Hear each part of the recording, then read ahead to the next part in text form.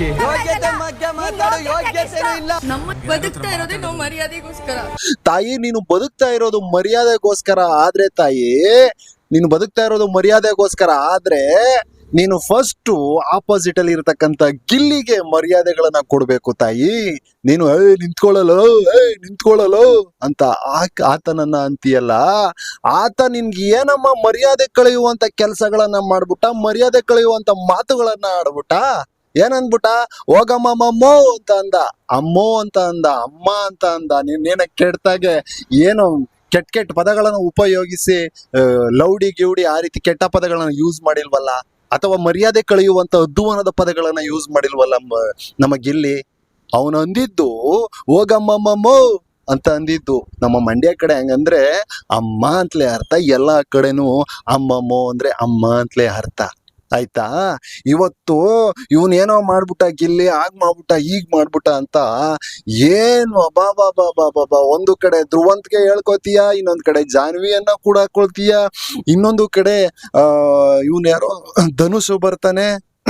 ಎಲ್ರೂ ಬರ್ತಾರೆ. ಯಾಕೆಂತಂದ್ರೆ ನೀವು ಗುಂಪುಗಾರಿಕೆ ಗುಂಪುಗಾರಿಕೆಯನ್ನ ಮಾಡ್ಬೇಕು. ಅದಕ್ಕೋಸ್ಕರ ಗುಂಪು ಕಟ್ಟಕ್ಕೋಸ್ಕರ ಅದೊಂದು ಸ್ಟ್ರಾಟಜಿಯಾಗಿ ಉಪಯೋಗಿಸ್ತಾ ಇದೀಯಾ? ಕಾಕ್ರೋಚ್ ಇದ್ದಾಗ ಅದೆಲ್ಲ ಗುಂಪುಗಾರಿಕೆ ಚೆನ್ನಾಗಿತ್ತು. ಇವಾಗ ಒಬ್ಬೊಬ್ರೆ ನೀನು ಗುಂಪಿಂದ ಹೊರಗಡೆ ಹೋಗ್ತಾ ಇದಾರಲ್ಲ, ಗುಂಪುಗಾರಿಕೆ ಮಾಡ್ಬೇಕಲ್ಲ, ಡ್ರಾಮಾಗಳು ಮಾಡ್ತಾ ಇದೀಯ. ಜನ ಹೇಳ್ತಾ ಇರೋದೇ ಹಾಗೆ, ಡ್ರಾಮಾಗಳನ್ನ ಸ್ಟಾರ್ಟ್ ಮಾಡ್ಬಿಟ್ಟಿದ್ದಾಳೆ ಈಕೆ. ಇಲ್ಲ ಅಂತಂದ್ರೆ ಬಿಗ್ ಬಾಸ್ ಮನೆಯಲ್ಲಿ ಹುಳಿಗಾಲ ಇಲ್ಲ.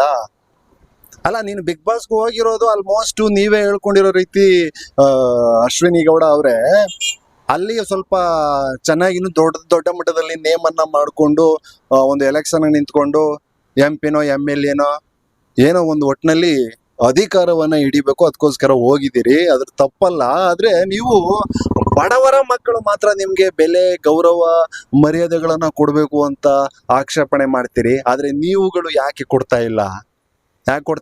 ನೀವು ನಾನು ಹೊರಗಡೆ ಮರ್ಯಾದೆಗೋಸ್ಕರ ನೀವು ಬದುಕ್ತಾ ಇದ್ದೀನಿ, ಮರ್ಯಾದೆಗೋಸ್ಕರನೇ ನಾನು ಇದೆಲ್ಲ ಮಾಡ್ತಾ ಇರೋದು ಅಂತ ಹೇಳ್ತಿರಲ್ಲ ತಾಯಿ. ಹೊರಗಡೆ ನೀವು ಬದುಕ್ತಾ ಇರ್ಬಹುದು, ಕೋಟಿಗೆ ಇರಬಹುದು, ಏನೋ ಇಲ್ಲಿ ಜನ ನಿಮ್ಗೆ ಸಲಾಮ್ ಹೊಡಿಬಹುದು, ಹೊರಗಡೆ ಏನಾದ್ರೂ ಆಗಿರ್ಲಿ. ಆದ್ರೆ ನೀವು ಒಳಗಡೆ ಹೋದವ್ರಿಗೆ ಆಕ್ಚುಲಿ ನಿಮ್ಮ ಬಗ್ಗೆ ಸರಿಯಾಗಿ ಗೊತ್ತಿರೋದೇ ಇಲ್ಲ. ಆಯ್ತಾ? ಇವಾಗ ತಕೊಳ್ಳಿ, ಗಿಲ್ಲಿಗೆ ಆಕ್ಚುಲಿ ನೀವು ಯಾವ್ದೋ ಸಿನಿಮಾದಲ್ಲಿ ಅಭಿನಯವನ್ನ ಮಾಡಿದಲ್ಲ, ರಾಜವಲ್ಲಿದಲ್ಲಿ ಮಾಡಿದ್ದೀರಿ ಅನ್ನೋದೇ ಗೊತ್ತಿರ್ಲಿಲ್ಲ ಅವನಿಗೆ. ನಿಮ್ಮ ಬಯೋಡೇಟಾನೇ ಗೊತ್ತಿರಲ್ಲ ಒಳಗಡೆಗೆ ಅವ್ರು ಏನ್ ಮಾಡ್ತಾ ಇದಾರೆ ಅಂತ. ಆಕ್ಚುಲಿ ರಾಜವಲ್ಲಿಲಿ ನೀವು ಮಾಡಿದ್ದೀರಿ ಆ ಒಂದು ಪಾತ್ರವನ್ನ ಅಂತ ಹೇಳ್ಕೊಟ್ಟಿದ್ದೆ ಆಕ್ಚುಲಿ ಕಾವ್ಯ. ಆಯ್ತಾ? ಕಾವ್ಯ ಹೇಳ್ಕೊಟ್ಟಿದ್ದು. ಹಾಗಾಗಿ ನಿಮ್ಮ ಆಸ್ತಿ ಎಷ್ಟಿದೆ, ನಿಮ್ಗೆ ಹೊರಗಡೆ ಯಾವ ರೀತಿ ಗೌರವ ಕೊಡ್ತಾ ಇದ್ದಾರೆ, ಮರ್ಯಾದೆ ಕೊಡ್ತಾ ಇದ್ದಾರೆ ಅಂತ ಅಲ್ಲಿ ಇರ್ತಕ್ಕಂಥ ಗಿಲ್ಲಿಗೆ ಹೇಗೆ ಗೊತ್ತಾಗುತ್ತೆ, ಅಲ್ಲಿರ್ತಕ್ಕಂಥ ಜನಗಳಿಗೆ ಹೇಗೆ ಗೊತ್ತಾಗುತ್ತೆ? ಓಕೆ, ನೀವು ಕರವೆಯಲ್ಲಿ ಏನೋ ಅಧ್ಯಕ್ಷರಾಗಿದ್ರಿ ಮಹಿಳಾ ಇದರಲ್ಲಿ ಅನ್ನೋದು ಸ್ವಲ್ಪ ಮಟ್ಟಿಗೆ ಗೊತ್ತಿರಬಹುದು. ಅದಕ್ಕೋಸ್ಕರನೇ ಅವ್ರು ನಿನ್ನ ಕೆಟ್ಟದಾಗಿ ಏನು ತೇಜೋವಧೆ ಮಾಡ್ತಾ ಇಲ್ವಲ್ಲ. ಈಗ ನಾನು ಅಮ್ಮ ಅಂತ ಕರಿತಾ ಇದ್ದೀನಿ, ಅದು ನಿನ್ಗೆ ಮರ್ಯಾದೆಗೆ ಅವಮಾನ ಆಗ್ಬಿಡ್ತಾ ಇದೆಯಾ?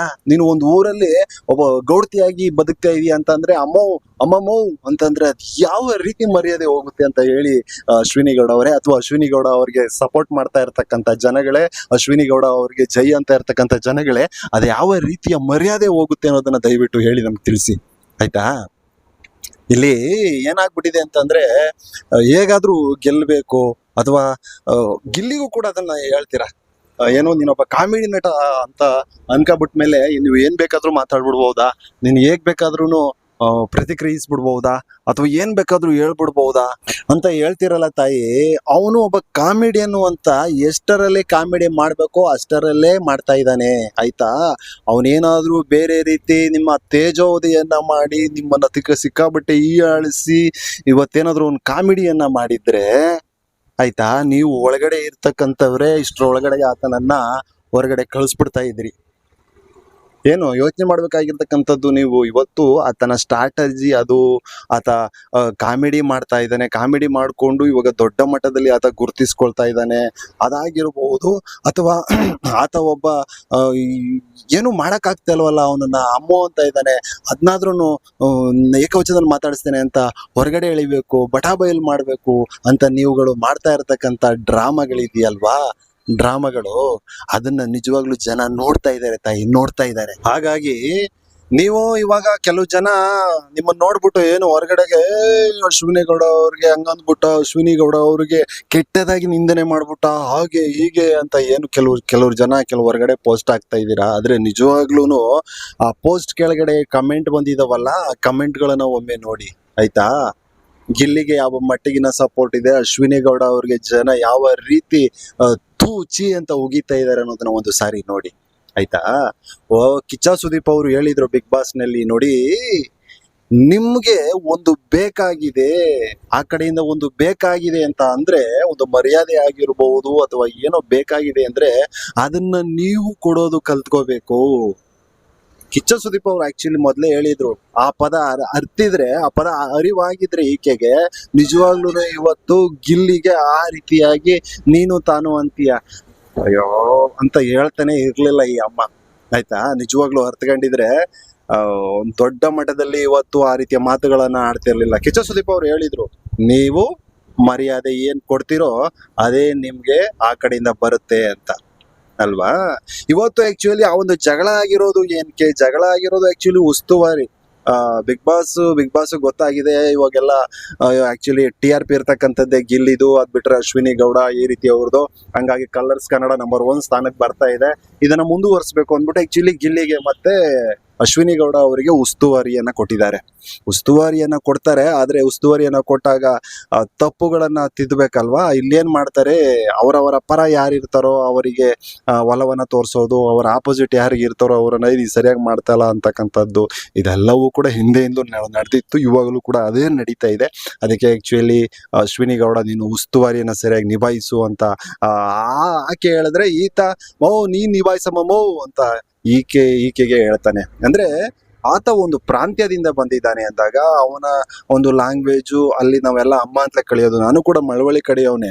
ನಾನು ಅಲ್ಲಿ ಏನಮ್ಮ ಮಾಡ್ತಾ ಇದೀಯ, ಇದ್ಯಾಕಮ್ಮ ಅಪ್ಪ ಇದ್ಯಾಕಪ್ಪ ಹಿಂಗ್ ಮಾಡ್ತಾ ಇದೀಯ, ಯಾರಾದ್ರೂ ಹೊರಗಡೆಯವ್ರನ್ನೂ ನಾವು ಹಾಗೆ ಕರೆಯೋದು, ಮನೆಯವ್ರನ್ನು ಅಮ್ಮ ಅಪ್ಪ ಅಂತಲೇ ಕರೆಯೋದು. ಅದು ನಮ್ಮ ಮಂಡ್ಯದ ಒಂದು ಪ್ರಾಂತ್ಯದ ಒಂದು ಸೊಗಡಿನ ಭಾಷೆ ಅಂತ ಹೇಳ್ಬಹುದು ಆಯ್ತಾ. ಅದು ಇವ್ರಿಗೆ ಅವಮಾನ ಆಗ್ಬಿಡುತ್ತೆ, ಅದು ಇದು ಇವ್ರಿಗೆ ಏಕವಚನ ಆಗ್ಬಿಡುತ್ತೆ ಅಂದ್ರೆ ಹೇಗೆ. ಅದೇ ನೀವು ಉತ್ತರ ಕರ್ನಾಟಕಕ್ಕೆ ಹೋಗಿ ಅಲ್ಲಿ ಎಂತ ಸೂಳೆ ಮಗ ಎಂತ ಸೂಳೆ ಮಗನ ಇವನು ಅಂತ ಅಂತಾರೆ. ಅಂದ್ರೆ ಅವ್ರಿಗೆ ಅದು ಸಾಮಾನ್ಯವಾಗಿರುತ್ತೆ, ಅದು ಕಾಮನ್ ಆಗಿರುತ್ತೆ. ಆದ್ರೆ ಅದು ಹೊರಗಡೆಯವ್ರಿಗೆ ತುಂಬಾ ಒಂಥರ ಅಸಭ್ಯವಾಗಿ ಕೇಳುತ್ತೆ. ಆದ್ರೆ ಇಲ್ಲಿ ಏನು ಅಂತ ಕೆಟ್ಟ ಪದ ಏನು ಬೈದಿಲ್ವಲ್ಲ ಅಲ್ವಾ. ನೀವು ಯೋಚನೆ ಮಾಡಿಬೇಕಾದ್ರೆ ಏನು ಕೆಟ್ಟ ಪದ ಅನ್ನೋದೇ ಇಲ್ಲ ಇಲ್ಲಿ. ಆಕ್ಚುಲಿ ತುಂಬಾ ನೀಟಾಗಿ ಅಮ್ಮೋ ಅಂತ ಕರೀತಾನೆ. ಅದು ಯಾವ ರೀತಿಯ ಸೌಂಡ್ ಮಾಡುತ್ತೋ ಅಶ್ವಿನಿ ಗೌಡ ಅವ್ರಿಗೆ, ಅಥವಾ ಯಾವ ರೀತಿ ಕೇಳಿಸುತ್ತೋ ಗ್ಲೋ ಅಂತ ಕಣ್ಣೀರ್ ಹಾಕೋಬಿಡ್ತಾಳೆ. ನಿಜವಾಗ್ಲೂ ಕಣ್ಣೀರ್ಗೆ ಕರ್ಗೋಗ್ಬೇಕು ಹೊರಗಡೆ ಜನ ಅನ್ನೋ ರೀತಿ. ಓಕೆ, ನಿಮ್ ಊರಲ್ಲಿ ಇದ್ರೆ ನಿಮ್ ಮರ್ಯಾದೆ ನಿಮ್ಮ ಇದು ಏನು ಕಳೆದೋಗಲ್ಲ. ಆಕ್ಚುಲಿ ಬಿಗ್ ಬಾಸ್ ಅಲ್ಲಿ ನೀವು ಬಂದಿದ್ದೀರಾ ಅಂತಂದ್ರೆ ಅವರು ಒಬ್ರು ಕಂಟೆಸ್ಟೆಂಟ್, ನೀವು ಒಬ್ರು ಕಂಟೆಸ್ಟೆಂಟ್ಗಳು ಆಟವನ್ನ ಆಡ್ಬೇಕೇ ವಿನಃ ಅವರ ಒಂದು ಈಗೋವನ್ನ ಇಲ್ಲಿ ತಂದು ಇವ್ರ ಮೇಲೆ ಏರ್ತಕ್ಕಂಥದ್ದು, ನೀನು ಕೆಳ ಮಾಡ್ತವನು ಅನ್ನೋದು ಯಾವ ಮಟ್ಟಿಗೆ ಸರಿ ಅನ್ನೋದು ನನಗಂತೂ ಅರ್ಥ ಆಗ್ತಾ ಇಲ್ಲ. ಯಾಕೆಂದ್ರೆ ಭೂಮಿ ಮೇಲೆ ಹುಟ್ಟಿರ್ತಕ್ಕಂಥ ನಾವೆಲ್ಲರೂ ಒಂದೇ ಅಂತ ಬದುಕಿದ್ರೇನೆ ಆಕೆಗೆ ಅಥವಾ ಆತನಿಗೆ ಒಂದು ಬೆಲೆ ಗೌರವಗಳನ್ನ ಕೊಡ್ತಕ್ಕಂಥದ್ದು. ಅದನ್ನ ಬಿಟ್ಬಿಟ್ಟು ನೀನ್ ಕೆಳ ಮಾಡ್ತವನು, ನನಗೆ ಮರ್ಯಾದೆಗಳನ್ನ ಕೊಡ್ಬೇಕು, ನೀನು ಅನ್ಬಾರ್ದು ನಾನು ಅನ್ಬಾರ್ದು, ನಾವು ಯಾವ ದೇಶದಲ್ಲಿ ಇದ್ದೀವಿ, ನಾವು ಯಾವ ರಾಜ್ಯದಲ್ಲಿ ಇದ್ದೀವಿ ಅನ್ನೋದೇ ನಮ್ಗೆ ಡೌಟ್ಗಳಾಗ